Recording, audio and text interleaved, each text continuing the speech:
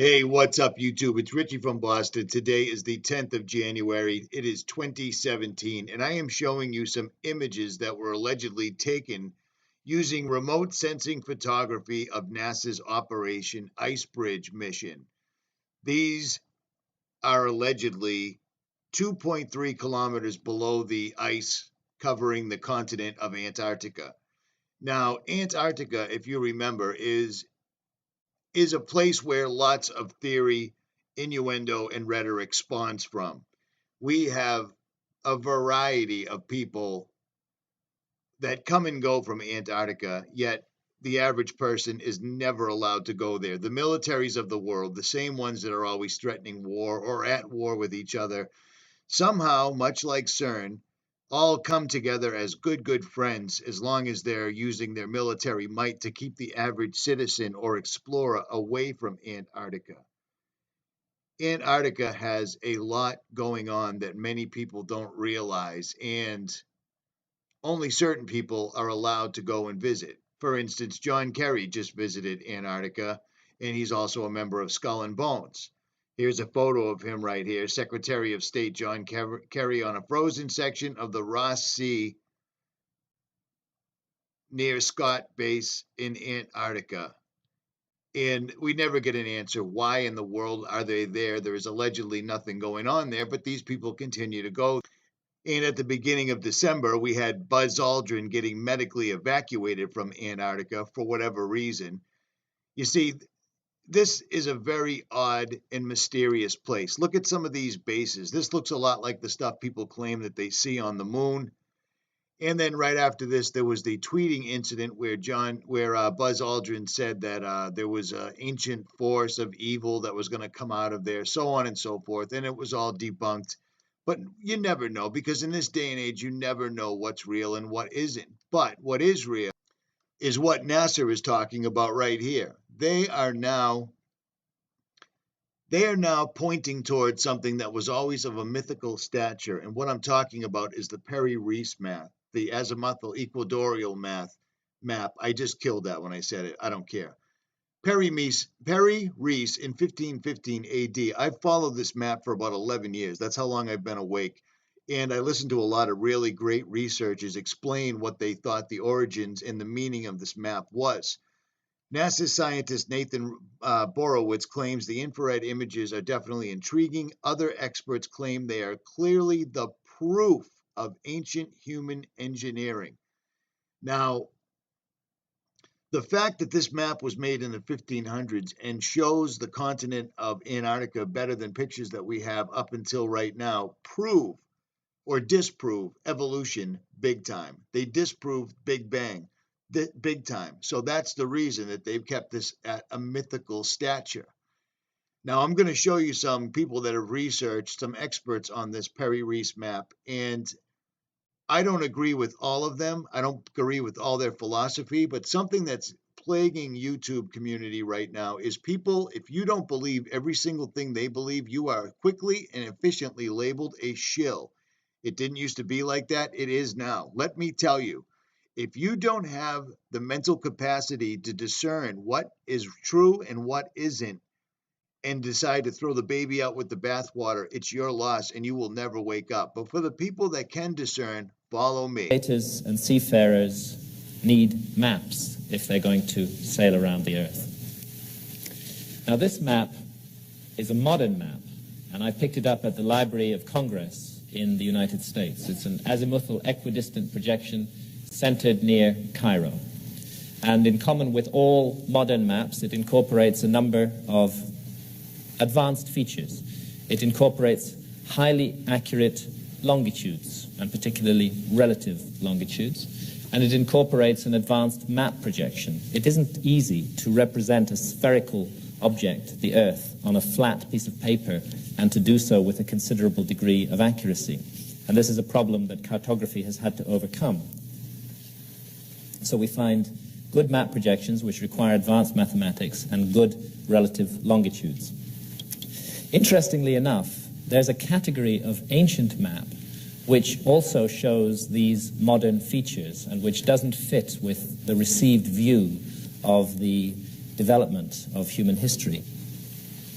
One of the most famous of these maps is the Piri Reis Map. And I'm showing it here because I want to compare the projection of this map with the projection here centered on Cairo. Notice the west coast of Africa and the east coast of South America, and coming down here to the Antarctic Peninsula, tonguing up towards the south of South America. It's that precise projection that we find on this 1513 map. Again, there's the west coast of Africa, the east coast of South America. And coming down here, we find a representation of the northern Antarctic Peninsula. In 1513, when Piri Reis drew the map, Antarctica had not been discovered. In fact, it wasn't discovered until 1818 by our civilization.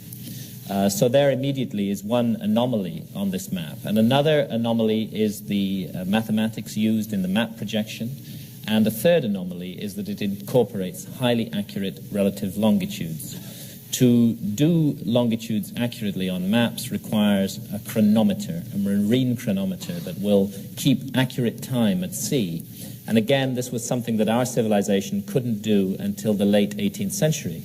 So this map, fragmentary though it is, appears to incorporate many features that are not supposed to have been known about in 1513. Piri Reis explains why in these texts that he wrote on the map. He was a Turkish admiral, and he wrote these texts on the map. And what they say is that the map is not his own work. It's a work of synthesis. It's based on more than 20 earlier source maps, that he put all these maps together and derived his own map from these. And unfortunately, the source maps that Piri Reis used have not survived. Is it possible that the advanced features of this map originate in those lost source maps, which Piri Reis told us went back in some cases to before the time of Christ and had come from the long-lost library of Alexandria in Egypt? Another strange thing about the appearance of Antarctica on this map, it's been studied by US Air Force cartographers, and their view is that what we're actually seeing there is the subglacial topography of Antarctica. Antarctica as it looks underneath the ice that now covers it. And this raises the question, how long has Antarctica been covered with the 2-mile thick ice cap that we now presently see on it? Such questions would be irrelevant if there were no other maps in this category. If the Piri Reis map stood alone, the most sensible thing to do would be to dismiss it as a coincidence.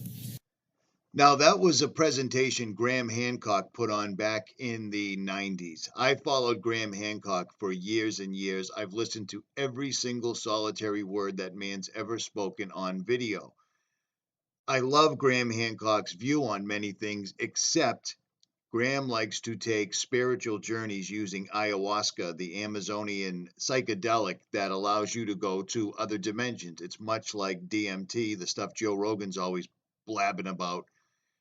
The only issue I had with that is that every time Graham Hancock explains a situation that he encounters while using ayahuasca, it's always a serpent of types that he meets up with.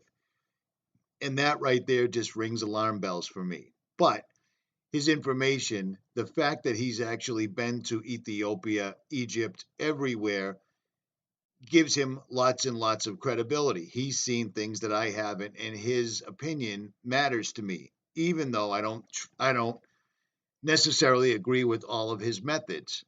So again, not throwing the baby out with the bathwater. Now back to the article. These are clearly features of some sort of human-made structure, resembling some sort of pyramidal structure. These patterns clearly show nothing we should expect from natural geomorphological formations found in nature. We clearly have here evidence of human engineering. The only problem is that these photographs were taken in Antarctica under 2 kilometers of ice. That is clearly the puzzling part. We don't have any explanation for this at this moment, he admits. Now, that just brings me back to Bonesman, Skull and Bones member Jonathan Kerry. Okay, John Kerry, Secretary of State.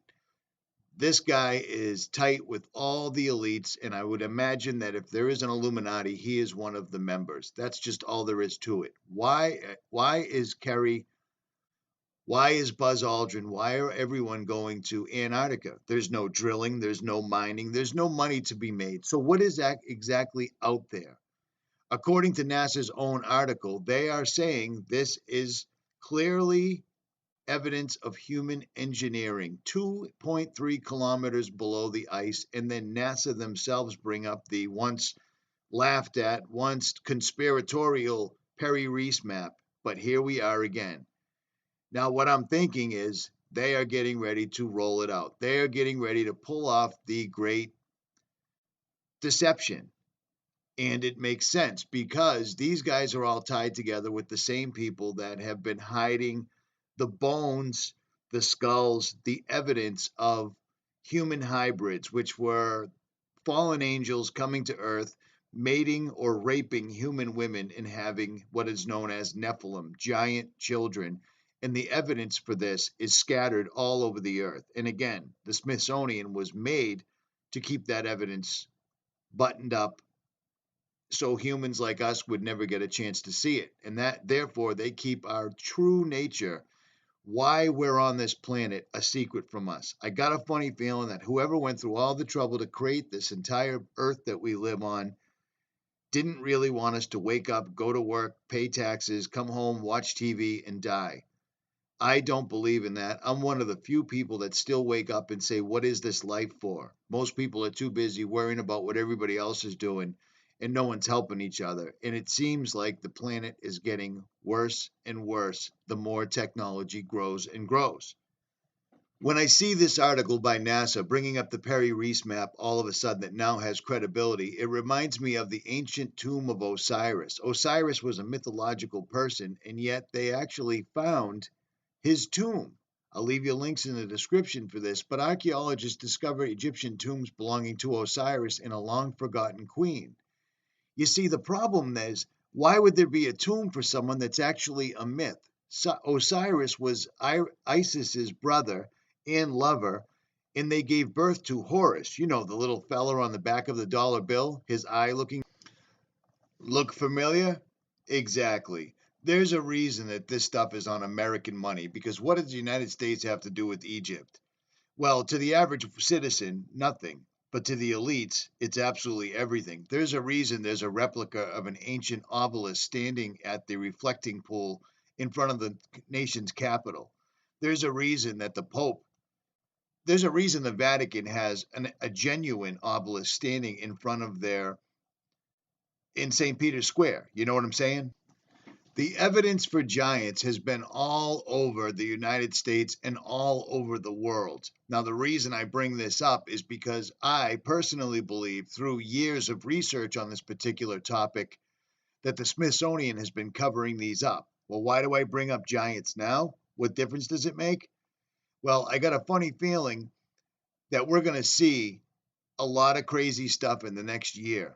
And I believe it's going to spawn from Antarctica. And it makes sense that they're prepping everybody now. This is how they do it.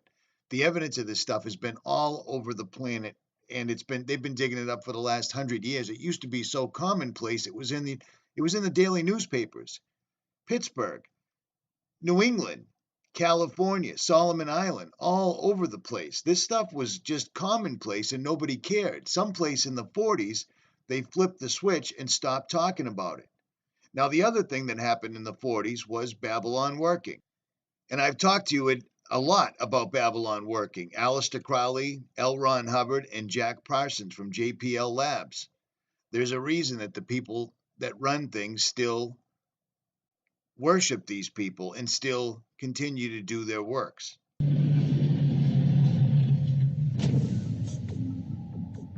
During the 1930s and 1940s, the OTO Lodge in California was headed by a brilliant young rocket designer called Jack Parsons.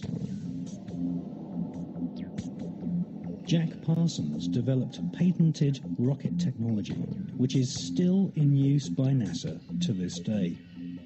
NASA named a crater on the dark side of the moon in honor of Jack Parsons. Jack Parsons worked during the day to develop rocket propulsion systems which would serve NASA's space program, which was controlled by ex-Nazi SS officers such as Wernher von Braun, who had been brought to the USA by the CIA's Project Paperclip.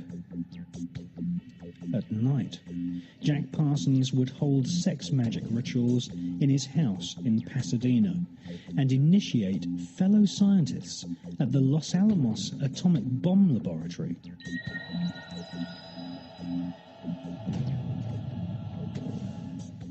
Jack Parsons was fully aware of what his rocket designs would eventually be used for. Not far from Jack Parsons' rocket lab in Pasadena, Robert Oppenheimer was building the world's first atom bomb, which would be exploded at Los Alamos near a place called the Road of Death, which lies on the 33rd degree parallel.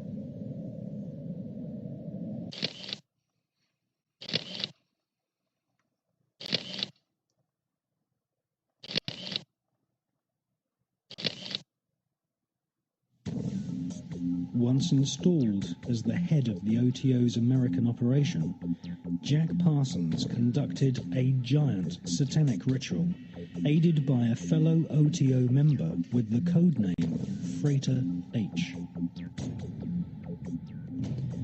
In 1948, the same year that George Bush Sr. was baptized as Magog, Jack Parsons undertook one of the most dark rituals known to Kabbalists, the Babylon working.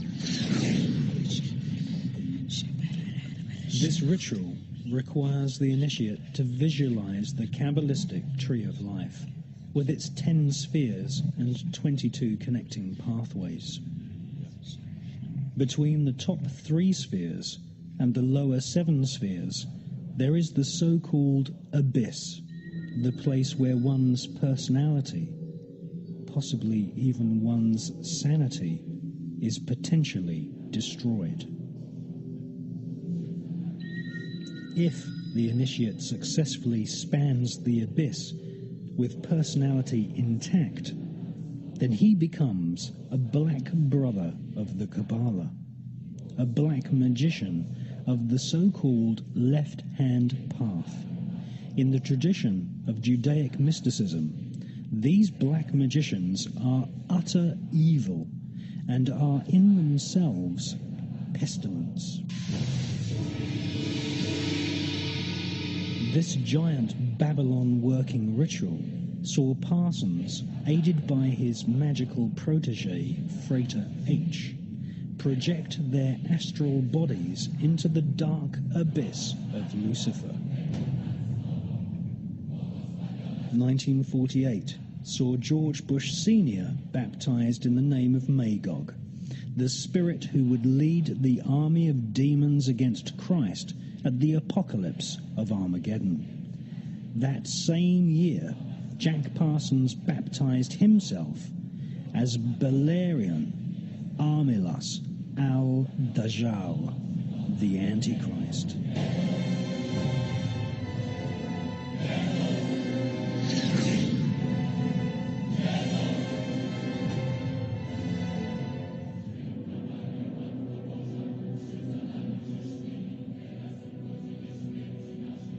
Parsons took on the ancient Judaic teaching that Christ and his church were the enemy of civilization, and that they had to be destroyed.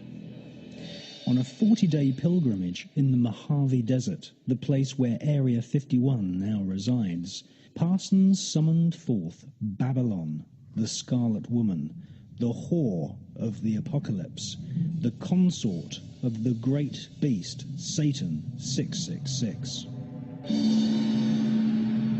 According to the mysterious 𝗲𝗄𝗄𝗍, during the ritual he saw Parsons rip a hole in space-time, and something evil flew in.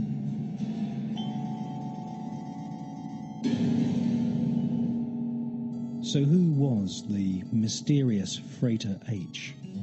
None other than the author and inventor of the new cult religion of Scientology, Mr. L. Ron Hubbard, former initiate of Aleister Crowley's OTO, Hubbard wrote a so-called sacred text called Dianetics, which now has an inspired following of evangelical millionaires in Hollywood, just as the Kabbalah training schools are now brimful of people who had their interest in these Judaic magical techniques inspired by Britney Spears and Madonna.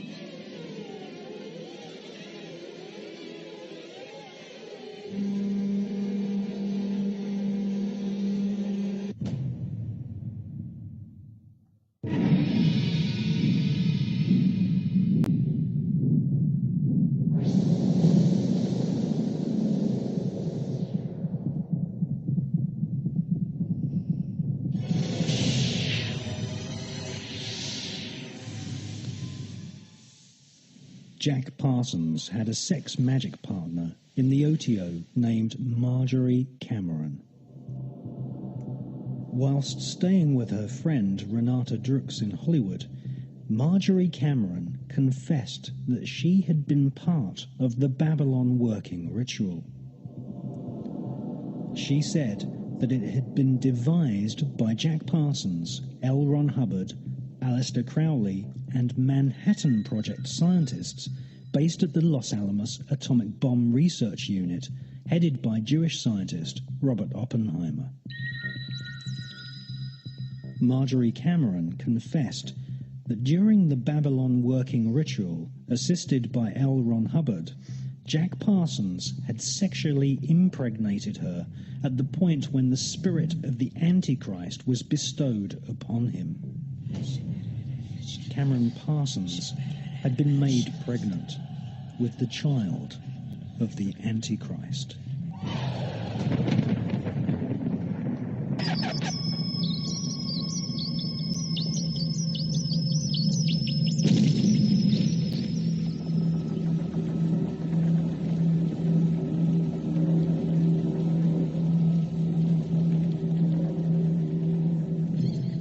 They were breeding what the Kabbalah describes as a golem, or a golem.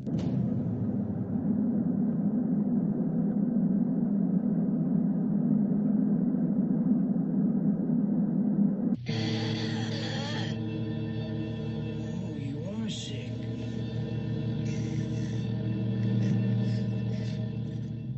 A golem is an artificially created humanoid, usually made from dead human body parts, which is animated by the magician chanting incantations and mantras.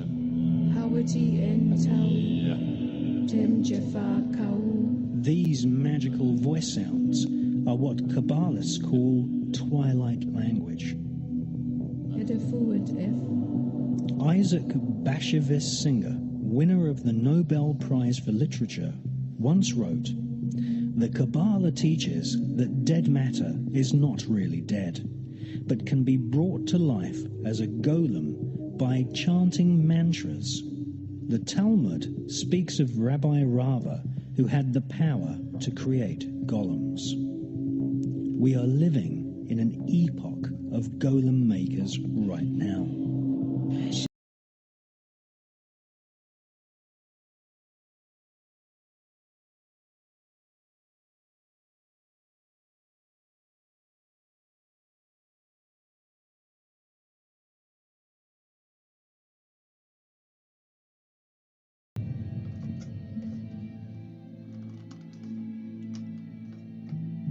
In the horrific film Rosemary's Baby, directed by Roman Polanski, a satanic cult in New York, led by a character based on Aleister Crowley, summoned forth Satan to impregnate a young girl and breed an Antichrist golem child.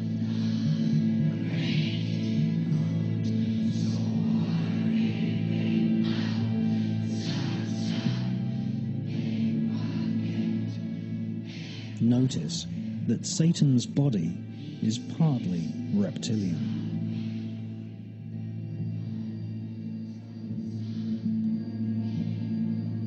Interestingly, the devil in Rosemary's Baby is played by none other than Anton LaVey, founder of the American Church of Satan.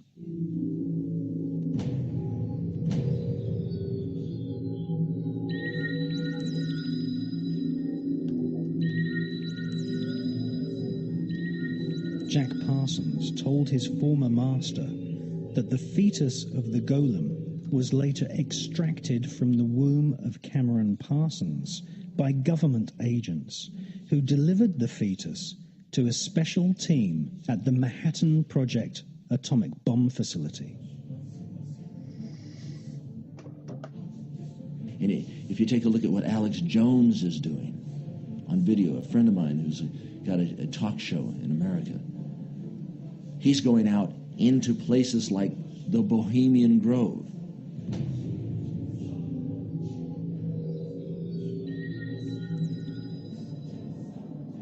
Six years ago, American broadcaster Alex Jones and his cameraman Mike Hansen infiltrated Bohemian Grove, a gigantic private forest owned by the Bohemian Club of San Francisco. Now, why would I bring such a thing up as Babylon working? What in the world does that have to do with Antarctica? Well, first of all, that explained everything. And if you look back in the news, things like spirit cooking, things like Planned Parenthood selling aborted fetuses, all this stuff is still happening. But again, how does this tie into Antarctica? Well, I'm getting there, so bear with me. And on a side note, the video clip I just showed you was from Enigma TV, and it's a great case of take what you need and leave the rest. You see, these guys were explaining exactly what Babylon working was with Parsons, Crowley, and L. Ron Hubbard. But then he went into Alex Jones. Alex Jones was literally caught on video being called by his first name. They allowed Alex Jones to infiltrate. Because think about it, a big fat roly-poly loudmouth like Alex isn't going to sneak into a place full of presidents, ex-presidents, giants of industry with Secret Service, military security, and all that stuff unless he was invited. It was to help build Alex's reputation, and as you can see, he is literally falling apart at the seams. But again, I digress. What does this all have to do with Antarctica? I'm getting to it. Nikola Tesla was a true visionary, far ahead of his contemporaries in the field of scientific development, and astonished the world by demonstrating the wonders of alternating current electricity at the World Columbian Exposition in Chicago in 1893. He designed the first hydroelectric power plant in Niagara Falls in 1895, and among his many discoveries are the fluorescent light, laser beam, remote control, robotics. Tesla is the father of the radio and registered over 700 patents worldwide. His vision included exploration of solar energy, the power of the sea, and he even foresaw interplanetary communication and satellites. Tesla changed the world, and many people today know it and rightfully acknowledge him for it. What many people don't know, however, is that Tesla claimed to have completed a unified field theory shortly before he supposedly died, but his theories on electromagnetism's power to distort space and time were never published. Instead, they were seized by the FBI promptly following his alleged death in 1943, the same year as the Philadelphia experiment. The Philadelphia experiment is the name given to a naval military experiment which was carried out at the Philadelphia Naval Shipyard in Philadelphia, Pennsylvania.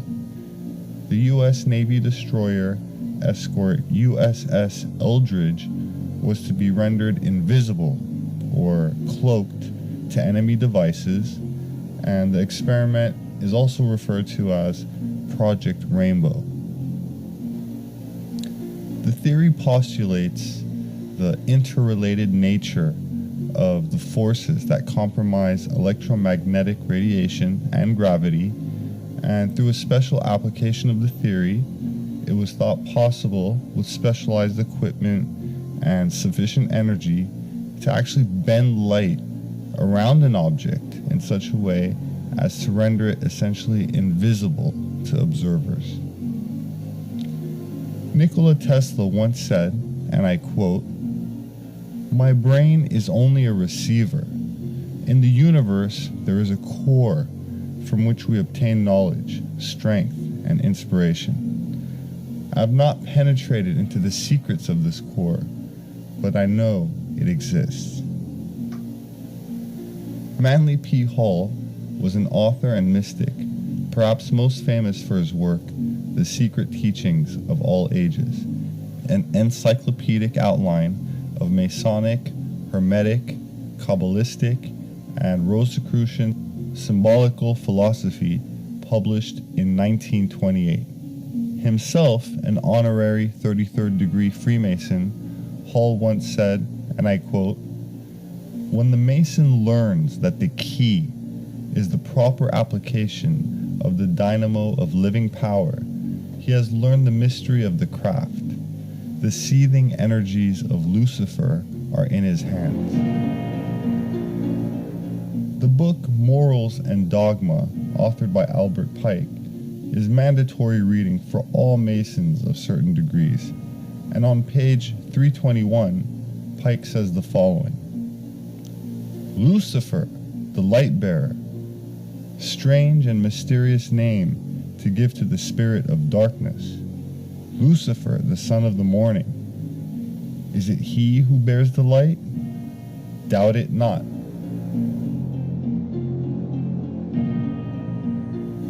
Born on October 31st, 1895, to a ballerina from Vienna, Austria, the medium Maria Orsic was leader of the German Vril Society.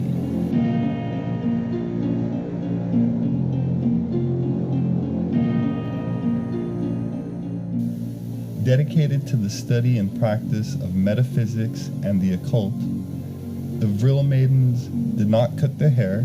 They claimed that their long strands helped facilitate contact with beings from beyond and helped harness what they called Vril. Edward Bulwer Lytton's book, The Coming Race, published in 1871, described an advanced civilization that dwelled below the surface of the earth, who had mastered this mysterious energy form called Vril. Helena Blavatsky, the foundress of the Theosophical Society, described Vril energy as an ether stream that could be transformed into a physical force. Ancient antediluvian civilizations were said to have mastered this universal life force, and that they guarded this knowledge, passing it through initiation into sacred mystery schools. The Chinese refer to it as Qi, the Hindu as prana, the Japanese as Reiki. A more modern term for this universal life force is orgone, which is defined as the basic building block of all organic and inorganic matter and is closely associated with sexuality. The term itself shares a root with the word orgasm. Coined by Dr. William Reich, orgone was seen as a massless, omnipresent substance similar to ether, and although mainstream science still does not acknowledge much else other than electricity and magnetism, Albert Pike once said that, and I quote, "There is in nature one most potent force, by means whereof a single man who could possess himself of it and should know how to direct it could revolutionize and change the face of the world." My name is Robert Sepper. I'm an author and anthropologist, and I'd like to invite you to explore the occult secrets of Vril.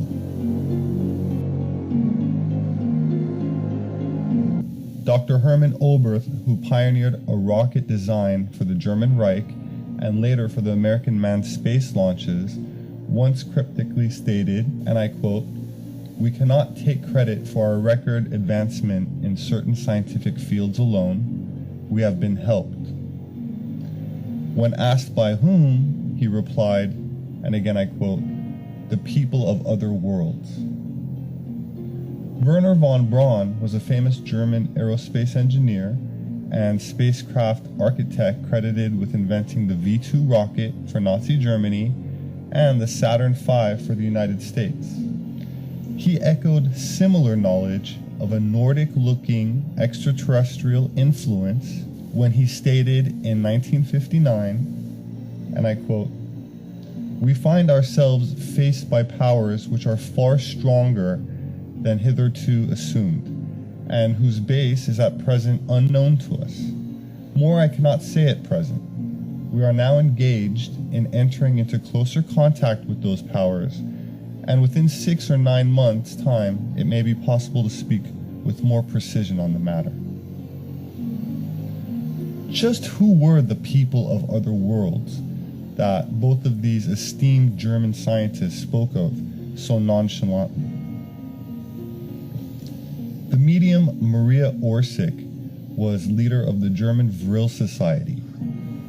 In pre-World War II Germany, the Sisters of Vril conducted research into psychic phenomenon, advanced propulsion technology, and this included saucer-shaped aircraft, or UFOs, as they're still called by the media 70 years later.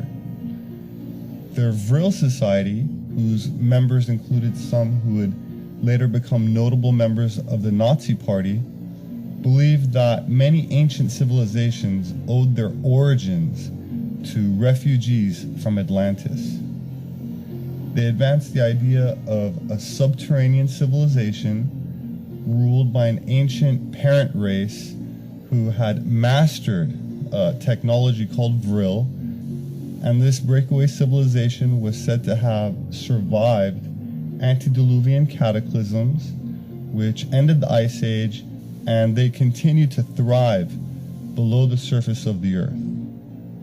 While it is widely accepted that the Nazis were defeated with Germany's formal surrender in 1945, this is only partly true. The Nazi elite were able to covertly develop craft that were far in advance of anything possessed by the Allies and establish a secret subterranean base in Antarctica, New Schwabenland. New Swabia, or New Schwabenland in German, is an area of Antarctica called Queen Maud Land. It was explored by numerous German Antarctic expeditions, and one in the late 1930s reportedly discovered ice-free areas with warm freshwater lakes and signs of growing vegetation right there in the middle of the barren ice. The Nazi Party proceeded to covertly build a massive secret subterranean base in the large hollow caverns which have naturally formed deep under the Antarctic ice. They continually shipped men, resources, material to the South Pole throughout the war years, and in 1943, the German Navy Grand Admiral Karl Donitz stated that the German submarine fleet is proud of having built for the Führer in another part of the world a Shangri-La, an impregnable fortress. The media is largely controlled by the Rothschild banking dynasty, as everyone knows, and for the most part, they promoted a false narrative concerning the events of World War II. Hitler's body was never recovered, and that's why after the Allies claimed unconditional victory, U.S. Secretary of Defense James Forrestal sent a military force known as Operation Highjump to invade Antarctica. And this included Admiral Nimitz, Admiral Cruson, and Admiral Byrd. over 4,500 military troops from the United States, Britain, and Australia, consisting of 3 naval battle armadas, departed from 3 separate locations in 1946, following the war. Admiral Byrd's command ship led the invasion.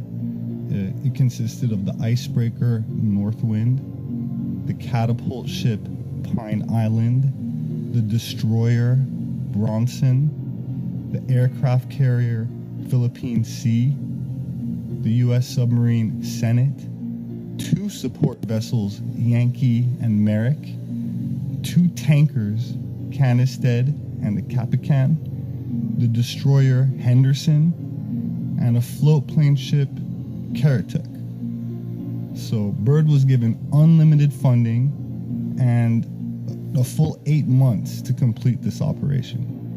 According to numerous sources, including Admiral Byrd himself, things did not go as planned, and it was a very one-sided affair, with the Antarctic Nazis victorious.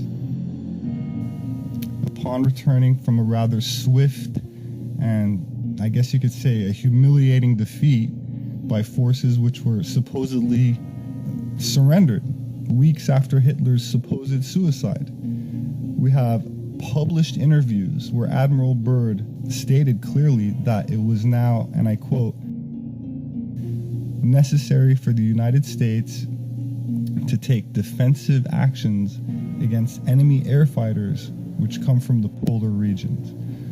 So the United States military and intelligence were not in Antarctica for research or scientific experiments, but they were apparently trying to locate and destroy this immense underground facility that was constructed by the Germans before, during the war, and continued after the war. And it was likely used to further the research conducted by the Nazis and certain secret societies which were developing advanced propulsion technology, advanced aircraft. And these were the same ones used to decimate the Allies in Antarctica, saucer-shaped discs, far in advance of anything possessed by the US. Top secret maps obtained by the KGB, allegedly, and belonging to the Third Reich have been recently leaked on the internet, which, again, allegedly depict passages under the Antarctic ice, which were used by these German U-boats to access these mysterious underground polar caverns. The possibility that the Earth contains massive underground caves, caverns, that it's hollow or at least partially hollow, that these regions are accessible through passages at the poles, and that ancient secret breakaway civilizations flourish within them. This has renewed people's interest in a subject that's still largely considered, by the media at least, to be very taboo. And polar expeditions and battles like Operation Highjump still remain classified. And it's just shrouded in secrecy for decades now. But scientific revelations are coming out, they validate the rumors, and these covert events and their implications are finally being exposed. And the Earth might actually have entire civilizations living underground that we, the public, now are just being made aware of. My name is 𝗏𝗏𝗺𝗱𝗏. I'm a formerly educated anthropologist and now author, and I'd like to invite you to explore some fascinating mysteries with me, which for the most part have eluded any serious consideration in mainstream academia. You see, it's all starting to come around again. It's all beginning to make sense. At least to me it is, and probably to you as well. There's a reason that NASA is bringing the Piri Reis back into the forefront again. There's a reason that John Kerry just visited Antarctica. There's a reason that Buzz Aldrin left Antarctica, medically evacuated, and then put out a mysterious tweet. And there's also a reason that the Pope and Russian Orthodox Church leader, Patriarch Kirill, arrived in Antarctica. This all combines with everything we've seen in 2016, whether it be the 𝗥𝗲𝗺 tunnel ritual. I know I come back to this an awful lot, but this is only several months old, and this was absolutely a declaration that they were indeed beginning to open the pit using CERN. CERN is now using the AWAKE project, the Wake Field Linear Accelerator, to tear the veil and have the D-Wave quantum computer stabilize it so they can basically make a freeway back and forth through the dimensions. There's a reason. There's a reason that NASA decided to bring this back up to the forefront. There's a reason that people that are visiting Antarctica are all of secret societies. John Kerry is clearly a member of Skull and Bones. Buzz Aldrin is a part of the secret society. These guys run the secret societies. So what I'm saying here is be prepared and be ready, because it's all coming to pass right in front of our faces. These little clues left are all the information they're going to give us. There's a cosmic rule book that they have to follow, and it's been a long time in the works. They're going to probably go for the great alien deception. Before the 1940s, aliens and UFOs weren't a thing. They were simply known as angels and demons. But after the Babylon Working Project with Aleister Crowley, L. Ron Hubbard, and Jack Parsons, when they tore the veil successfully for a moment using the Babylon Working ritual, something flew in. And from that day forward, we've had nothing but aliens. I think everyone's going to Antarctica. I think Antarctica is in the news again because they're getting ready. Richie from Boston, I hope you enjoyed this. Please like, share, and subscribe. I am out.